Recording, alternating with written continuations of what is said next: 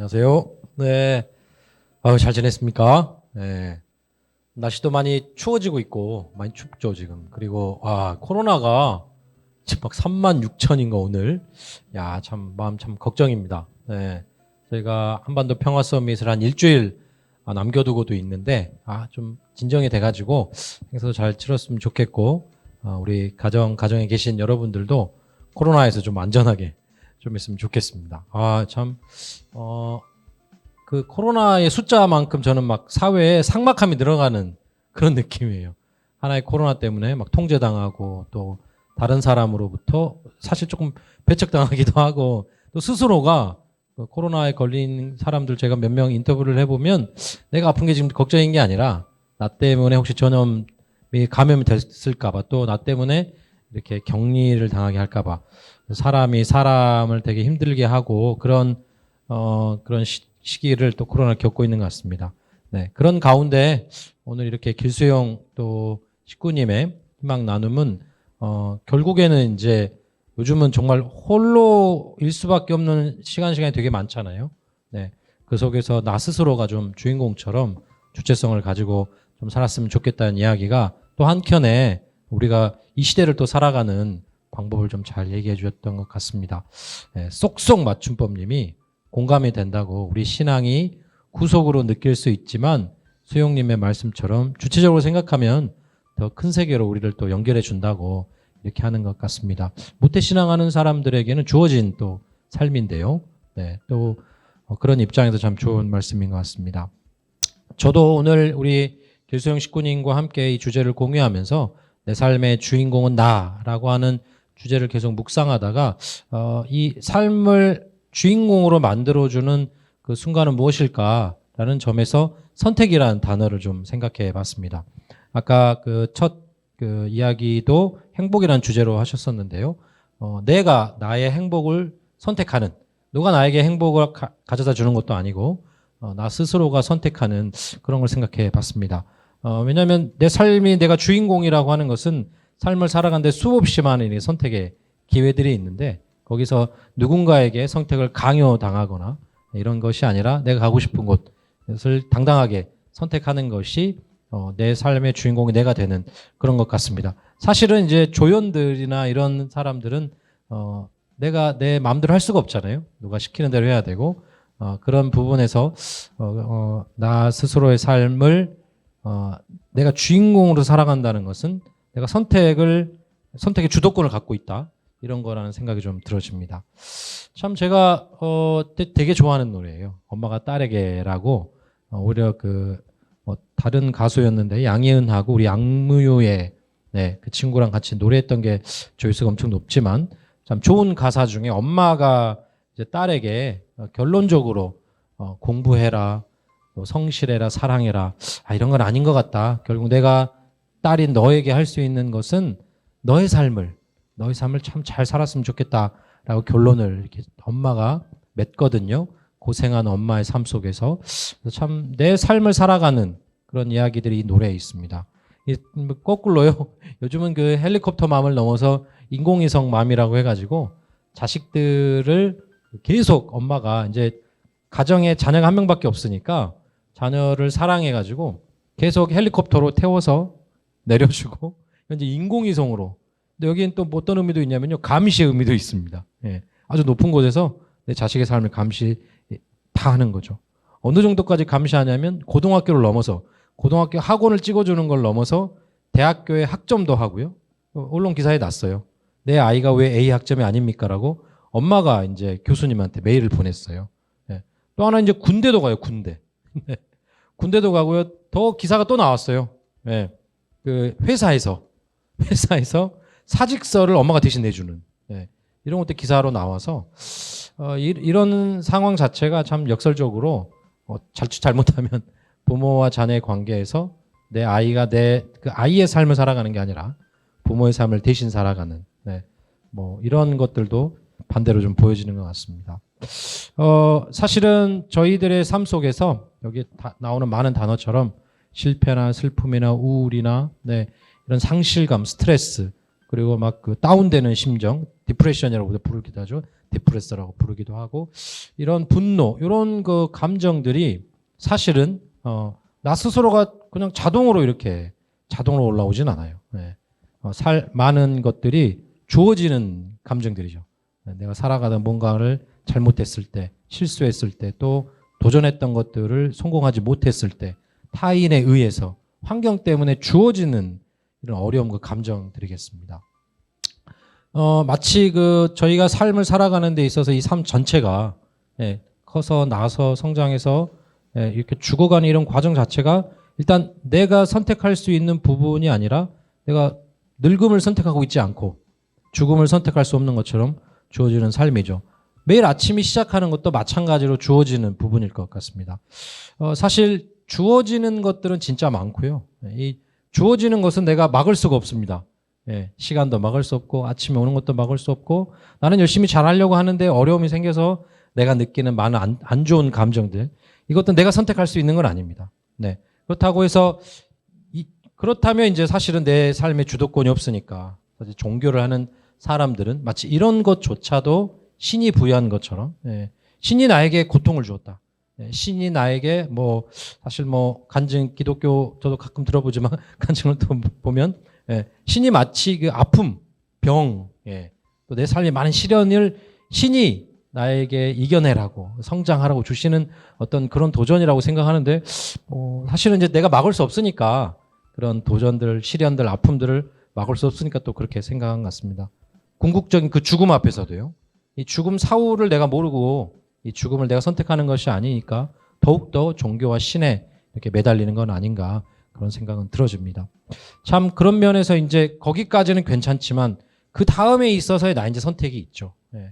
내가 선택하기까지는 내가 할 수는 없지만 선택하는 순간에 무엇을 선택하는 것은 나의 선택지에 있습니다.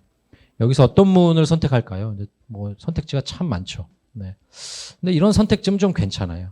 네. 근데 이런 선택지들이 있습니다. 네. 경우의 수가 막 생기는 거죠. 오른쪽으로 갈까 왼쪽 갔다 갔는데 또 거기서 2의 n승분으로 n승으로 계속 경우의 수가 막 생기는 거죠. 네. 계속 선택을 낳게 되는 이런 선택의 과정을 저희들이 살아가고 있습니다. 네. 그래서 되게 유명한 게 이제 햄릿 증후군이라 그래가지고 선택을 하는 것이 인간에게 엄청난 스트레스를 준다고 합니다. 네. 사느냐 죽느냐 이 정도 질문은 참 어려운 질문이지만 그래서 우리들이 무언가를 선택하는 데 있어서 너무 스트레스를 받는다는 거죠. 특히 이제 요즘은 정보가 너무 많으니까 스트레스를 받습니다. 무언가를 내가 주체적인 마음을 가지고 딱 선택을 해야지 내 삶의 주인공이 되는데 선택할 내용들이 너무 많고 선택 그 자체의 스트레스가 너무 많아가지고 힘드는 거죠. 그래서 요즘 여러분 maybe generation이라는 말이 있답니다.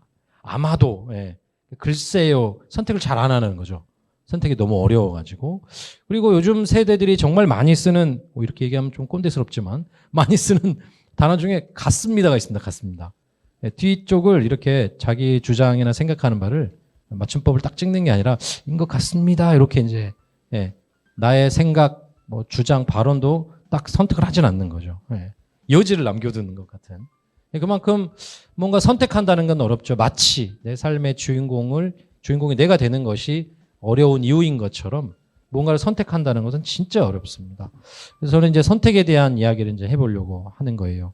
제 삶에 있어서 이 선택에 있어서 가장 극적인 상황 중에 지금도 사실 가끔 괴롭히는 것 중에 하나가요. 요게 하나 있습니다. 저는 좀 재수없는 표현이지만 고등학교 때 공부를 매우 잘했어요. 네, 그래가지고 서울대를 가려고 공부를 했어요. 그래서 수능 성적도 서울대를 갈 수가 있었어요. 근데 학교에서 원서 쓸 때 제가 이제 선문대를 가야 된다라고 하는 이제 신앙의 마음이 있어서 선문대 원서를 쓰려고 했는데 선생님이 안 써주시는 거예요. 네, 그 선문대 원서를. 그래서 서울대 원서를 써야지 선문대를 써준다고 해가지고 서울대 원서를 썼죠. 과를 선생님한테 마음대로 쓰라고 했어요. 서울대에서 가장 수능 점수 커트라인이 낮은 곳이 종교학과였습니다. 종교학과를 써주셨어요. 그래서 시험을 보고 와야 된다. 안 보고 너 엄청 때릴 거다. 그래서 시험도 보고 왔고. 그래서 그리고지만 저는 선문대를 갔죠. 제 삶에 있어서는 이제 지금도 가끔 또 한동안은 아주 많이 내가 만약에 서울대를 갔다면 라고 하는 나의 선택을 하지 않았던 이게 정말 저를 괴롭힙니다. 그래서 저는 이제 선택을 내 삶의 주인공이 아니라, 네, 좀 선택하는데 쭉 살아가는 게 아니라 선택하지 않은 것에 늘 마음을 빼앗기고 살아가는 게 너무 컸었습니다. 근데 제가 이런 것 때문에 제가 최근에 스파이더맨을 이제 봤는데, 멀티버스라 그래가지고 다양한 나와 똑같은 존재가 다른 우주에서 다른 인생을 선택해서 살아가고 있는 그런 이야기가 이렇게 나오죠. 네. 그런 것처럼 만약에 제가 그 시절에 서울대를 선택했다면 김동연의 인생은 어떻게 이렇게 흘러갔을까? 아마 지금 이 자리에 없을 거예요. 그건 좀 아쉽네요. 그래서 지금의 선택이 참 좋은데요. 그런 삶을 살아가야 된다는 생각이 되게 많이 하죠. 우리가 여러분 어떤 걸 선택할 때 꼭 이런 거 생각하지 않습니까? 그렇죠? 내가 선택하지 못한 것. 그리고 선택하는 순간에도 그런 생각하죠. 네. 내가 이걸 선택해야 돼. 이걸 선택할까? 이제 이걸 선택해야 되는 예상 막 하고, 이걸 선택하면 이제 선택하지 못한 게 괜히 커 보이고 그런 거 있잖아요. 네. 그래서 근데 그런 저의 생각들이 참 많이 깨지게 했었던 게 이제 잔다르크라는 영화가 있습니다. 네. 잔다르크 영화에서 이 잔다르크는 프랑스의 엄청난 영웅이죠. 근데 이제 이 친구가 제 친구는 아니지만, 네, 이분이 이제 되게 집이 부자예요. 네, 잘 살다가 막 이제 소녀 16살쯤에 막 들판에서 하하하 울면서 이렇게 놀고 있었어요. 그래가지고 이제 너무 멋진 들판에서 하늘을 보려고 탁 누웠어요. 그런데 딱 누웠는데 오른쪽에 칼이 하나 있었던 거예요. 이 칼을 딱 짚는 순간 잔다르크가 찌르르 합니다. 그래서 이 칼을 들고 프랑스와 영국의 전쟁을 하는 데 있어 너가 나가야 된다라고 하는 이 잔다르크가 계시를 받아요. 예. 그래가지고 이 칼을 들고 예, 열심히 싸워 나갑니다. 그래서 겁도 없이 막 전쟁에서 맨 앞장서니까 군사들이 성스러운 하나님이 임재해 주신 어떤 여성이 우리랑 함께 한다라는 용기를 가지고 엄청나게 전쟁을 잘해가지고 이기죠. 예. 그런데 이제 이 잔다르크에게 이제 뭐 전쟁이 이기니까 시기질투하는 사람들이 이 사람이 마녀의 어떤 그런 뭔가가 있다. 마녀라고 하는. 그래서 감옥에 갑니다. 예. 감옥에 갔는데 그때까지 저는 별로 그렇게 재미있게 보지는 않았어요. 너무 인상적인 장면이 하나 나왔습니다. 감옥에서 오랫동안 재판을 하고 있는 과정 중에 어떤 사람이 천사인지 악마인지 모르지만 영적 존재가 나타나서 잔다르크에게 이렇게 질문을 합니다. 예.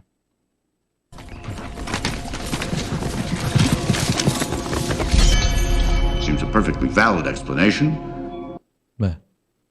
영어 내용은 제가 뭔지를 모르겠습니다. 근데 야, 네가 주었던 그 칼은 사실은 그 영화에서는 뭐라고 나오냐면요. 방금처럼 막 달려가다가 어떤 병사가 우연찮게 툭 떨어뜨린 거야. 너는 그걸 집어들고 이 하늘이 준 칼이라고 생각한 거야. 네. 네. 어떻게 상상했냐면 혹시 You had to pick this one. 너는 이렇게 하나님이 하늘에서 떨어진 칼이었다라고 상상하면서 칼을 생각한 거 아니야? 네. 네, 이렇게 합니다. 근데 알고 봤더니 또 여러 가지 예를 보여줘요. 막 달려가던 병사가 떨어진 것과 보여줬잖아요. 두 병사가 막 싸우다가 한 병사가 져요.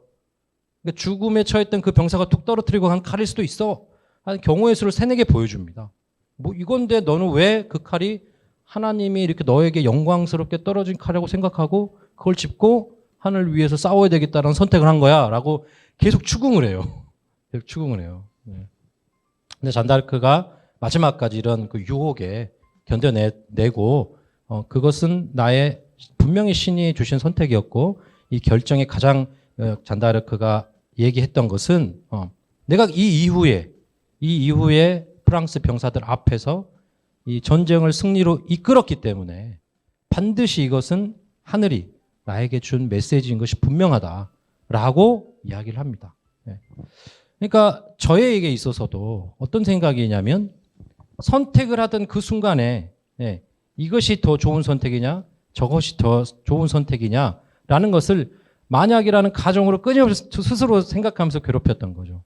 오히려 거꾸로 내가 했었던 선택 또 우리들이 해야 될 어떤 선택에 대해서 선택의 그 순간이 아니라 선택한 이후에 이 선택이 정말 옳은 선택이었다라는 것 가장 최선의 선택이었다는 것을 나 스스로 끊임없이 증명해 갈 수 있다라는 거죠. 그러니까 충분히 내 삶에 내가 주인공으로 만들게 하는 방법 중에 하나의 어떤 선택이라도 내가 주체적으로 하고 그 선택의 그 순간은 이 옵션이 좋은가 저 옵션이 좋은가 결정되는 게 아니니까 예. 선택한 이후에도 내 선택에 대해서 열심히 이게 옳은 선택이고 맞은 선택이라고 증명할 수 있다는 거죠. 잔다르크는 위에서 떨어졌건 어떤 병사가 떨어뜨렸던 칼이건 이거가 아니라 이미 전쟁터에서 이 칼을 앞장서고 막 달렸기 때문에 이미 그 순간에 이 칼에 가치가 부여되는 거죠. 프랑스의 전쟁의 승리로 이긴 칼. 예. 그러니까 선택을 한 그 순간이 아니라 우리가 얼마든지 이후에도 나의 주체성 때문에 선택이 옳았다는 것을 증명할 수 있다는 것. 그래서 선택하지 못했던 것에 대해서 쉽게 잊어버릴 수 있는 그런 게 될 수 있을 것 같습니다. 그래서 내 어떤 선택을 할 때 내가 충분히 주인공이 될 수 쉽게 주인공이 될 수 있다는 걸 얘기하려고 하고요. 또 하나가 있어요. 아까 얘기한 것처럼 선택이라고 하는 건 사람들에게 엄청난 스트레스를 줍니다. 예, 그래서 결정 피로라고 하는 여러분 심리학적 병의 용어도 있대요. 사람들이 자꾸 결정을 많이 하니까 피로가 생긴다는 거예요. 결정은 그만큼 사람들에게 스트레스를 주고 힘겹게 하죠. 네. 그래서 요즘은 대신 골라주는 사람도 있잖아요. 뭐 큐레이터라고 해가지고 많은 상품을 고르게 해주죠. 이제 그런 말을 봤네요. 돈은 있는데 시간은 없고, 시간은 있는데 돈이 너무 많이 들고, 막 이런 표현들이 막 나오고 있어요. 그래서 이제 이런 사람들이 이렇게 살고 있는 거죠. 네. 여기 그 잡스나 뭐 우리 오바마나 저커버그가 옷을 이렇게 언제나 입어요. 질문을 왜 이렇게만 옷을 입냐고 물어보면, 다른 옷을, 무슨 옷을 입을까 결정하는데 나의 그 결정하는 피로를 누적시키지 않으려고, 단순화시키려고 이렇게 옷을 입는다고 하죠. 여러분, 이건 참 중요한 또 우리에게 팁을 좀 주는 것 같습니다. 뭔가를 결정할 때 나만의 결정을 하는 되게 쉬운, 아주 당연하게. 그러니까 이 친구들은 아침에 딱 일어나면 무슨 옷을 입을까 아예 고민을 안 하는 거잖아요. 그냥 자연스럽게 이렇게 픽 해가지고 옷을 딱 입는 것처럼 나만의 결정을 할 수 있는 그런 무언가 되게 쉽게 결정하는 원칙, 원리, 이걸 하나 좀 세우면 얼마나 좋을까라는 생각이 들어요. 왜냐하면 내가 결정을 해야 되는 순간이 있잖아요. 이때는 되게 이성이 잘 작동을 안 해요. 특히 이제 힘겨울 때, 아플 때, 뭐 괴로울 때는 정말 이성적인 판단을 하는 게 아니라 잘못된 판단을 하죠. 장사꾼들에게 이런 방법이 있다네요. 손님에게 옵션을 엄청 줘버리는 거예요. 이제 자동차를 살 때도 마찬가지예요. 자동차를 살 때도 깡통을 사지는 않는다고 하잖아요. 여러 가지 옵션을 넣는다고 하는데 옵션을 엄청 많이 제시하면 주도권을 장사꾼이 가져올 수 있답니다. 너무 많은 옵션들 때문에 혼란스러워 하니까요. 마찬가지로 그렇게 많은 옵션들을 다 제거하게 하려면 우리도 어떤 그런 힘겨운 순간에 아주 반사적으로 자연스럽게 반응할 수 있는 나만의 선택의 원칙, 기준들을 나만의 선택과 기준들 한번 설정해 보면 어떨까 싶어요. 이 세 사람들은 나는 옷을 이렇게만 입는다. 티하고 청바지만 입고 오바마는 그 회색 자켓하고 블루 자켓밖에 없었대요. 이렇게 이제 한다는 거죠. 이 친구가 앨런 머스크 아닙니까? 앨런 머스크는 엄청나게 실패를 많이 했어요. 실패를 대하는 자기만의 선택의 기준을 만드는 거죠. 실패는 하나의 옵션일 뿐이다라고 생각을 해버리는 거예요. 내가 뭔가에 실패하고 있지 않으면 내가 혁신을 안 한 거니까 실패했네. 나는 혁신했구나 라고 스스로의 선택을 하는 거죠. 아까 맨 처음에 내가 불행을 선택할 것인가 행복을 선택할 것인가 나아감을 선택할 것인가 후퇴를 선택할 것인가 했었을 때 실패했을 때는 앨런 머스크는 내가 혁신을 했구나 라고 하는 그냥 당연한 결론으로 쉽게 딱 생각을 해버리는 자기만의 아주 당연한 원칙을 하나 세운 거죠. 잡스가 했던 가장 유명한 말이 있지 않겠습니까? 우리가 뭐 계속 뭔가를 추구해라 라고 하는 stay hungry, stay foolish라고 하는 바보처럼 그것도. 그래서 혁신을 위해서는 1000명이 yes라고 해도 한 사람의 no가 필요한 과정이 필요하다라고 스티브 잡스가 얘기를 했는데 이렇게 자기만의 어떤 상황, 순간을 되게 판단하는 그런 기준을 참 여러분 만들면 좋을 것 같아요. 저에게는 이런 기준이 있어요. 하늘 부모님의 관점으로 무언가를 생각하고 보자. 이거 되게 어려운 관점이어가지고요. 제가 이제 말씀에도 보고 많은 선배님들이 이런 얘기를 했었었는데 뭔지 잘 안 잡히더라고요. 그래서 그냥 나는 사람이 하늘 부모님이라고 생각하자. 저는 영계도 잘 모르겠고 하나님에 대한 느낌 뭐 여러 가지 영적인 경험이나 느낌이 있지만 그게 하나님이야 라고 제가 장담을 못 하겠어요. 그래서 오히려 사람을 통해서 누군가가 나에게 제가 뭔가를 밥을 사줬는데 내가 뿌듯할 때 네. 누군가 저에게 뭔가 기프티콘 가끔 보내주잖아요. 여러분 기프티콘 받는 게 그렇게 좋더라고요. 네. 참고해 주십시오. 네. 기프티콘을 받으면 엄청 기분이 좋아요. 네. 저 사람이 나를 정말 좋아하는 것 같아. 네? 저 사람이 나를 내가 생각하는 것보다 저 사람이 나를 더 좋게 생각하나 봐. 와, 그때 그 마음의 이 풍성함, 뿌듯함 이런 것들 이게 하나님이겠구나라고 저는 늘 생각을 해야 되겠다. 이런 생각을 했어요. 그러니까 제가 무언가를 선택할 때는 언제나 하나님, 사람이 하늘 부모님이라는 관점. 또 두 번째는 한 사람. 네. 한 사람부터 시작한다. 네. 한 사람을 귀하게 여기자. 한 사람, 다수결의 원칙이 중요하다. 뭐 이런 거 말고 한 사람부터 하자. 마지막으로는 내가 손해보자. 네. 더 희생하자. 더 손해보자라는. 이건 이제 제가 사진에 보이시는 문효진 님이라는 분이 가지고 있었던 당신의 좌우명이기도 했어요. 그래서 뭔가를 할 때 그냥 내가 손해보는 걸로 하자. 네. 네. 스스로가. 네. 그래서 다른 사람이 몰라도 되니까 그게 저한테 이제 선택의 하나의 기준이 돼가지고 이런 선택의 기준이 딱 있으면 어떤 상황이 딱 닥쳤을 때 자연스럽게 자동적으로 세 가지가 딱 떠오르는 거죠. 이 세 가지로 판단해서 딱 이렇게 하는 거죠. 그래야지 정말 여러분도 느끼시겠지만 힘들고 어렵고 스트레스 쌓이고 막 슬프고 할 때는 합리적 판단, 어떤 합리적 선택을 하기가 진짜 어려워요. 예, 점점 안 좋은 선택을 또 하게 되잖아요. 우울증을 통해서 자살로 넘어가는 사람도 그거는 자살이 합리적이지 않잖아요. 사실 당연하게도.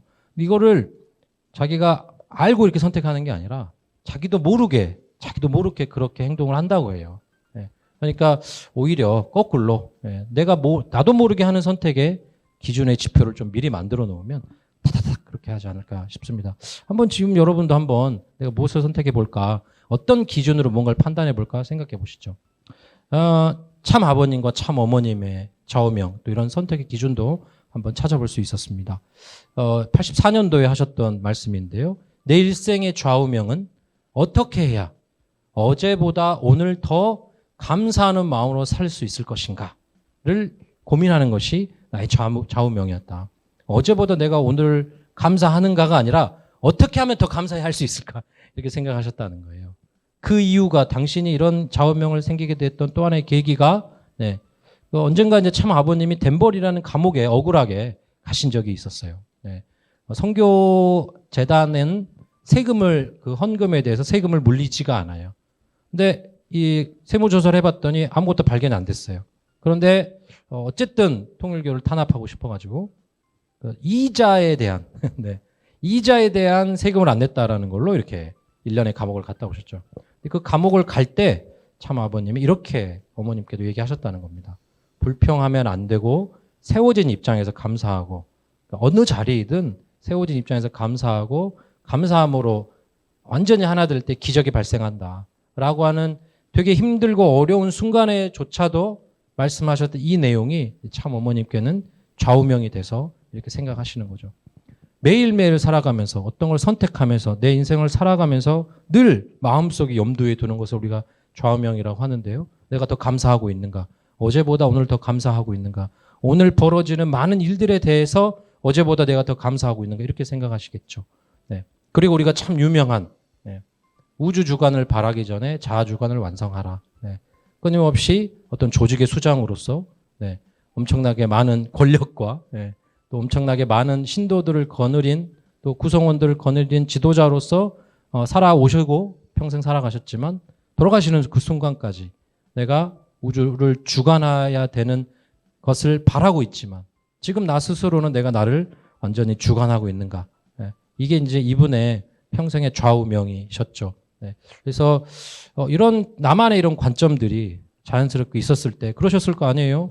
어떤 큰 일이 닥쳤을 때, 또 우주한 주관을 바라고 갑자기 큰 권력이 생기거나 갑자기 큰 돈이 생기거나 이걸 바라보면서도 내 주관 내가 계속 하고 있는가라고 하는 걸 끊임없이 돌아보는 그런 것이 당신의 판단 근거, 선택의 근거가 분명히 되셨을 것 같습니다. 그래서 여러분들도 분명히 나 나름대로의 여러분 좌우명이 있을 겁니다.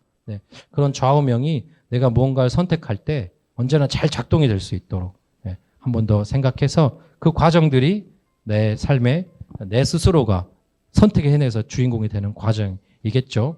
예, 여러분, 내 선택이 최선입니다. 예, 삶의 만약이란 없어요. 예, 이미 뭐 선택 안 했기 때문에 스파이더맨처럼 멀티버스가 따로 있진 않아요. 네, 이미 없어요. 네, 예. 그 다음에 내 선택의 기준, 네, 여러분 딱 설정하셔가지고 했으면 좋겠습니다. 네. 뭐 우리 식구님들이, 향주 식구님도 그렇고, 네, 이런 좋은 말씀을 해주셨네요. 언젠가 나도 하늘 부모님 관점으로 모든 사람을 볼 수 있게 내가 되기를 바라고 성장하고 싶은데 소소한 일상에서 부족함을 느꼈다고. 네, 아직은 젊으니까 더 성장할 수 있는 기회가 많겠죠? 네, 젊으신가 보죠? 네, 당연히 있죠. 네, 그럴 것 같습니다. 소소한 것들이 다 하나님의 손길에 또 생각해 볼 수 있으니까요. 네. 또 어린 쑥님이 내가 했던 선택이 최선의 선택이었다는 것을 끊임없이 증명해 나갈 수 있다는 말씀이 인상적이었습니다. 네, 지금은 서울대 안 가신 것도 그때 최선의 선택이었다고 목사님 생각하시는 거죠? 아니요, 좀 잘 모르겠어요. 모르죠 또. 네, 또 서울대 이름이 너무 세가지고요. 네. 덕분에 저희가 매주 은혜와 살아갈 힘을 얻고 있습니다. 이런 댓글 때문에 제가 또 힘내서 목회하고 있는 것 같습니다.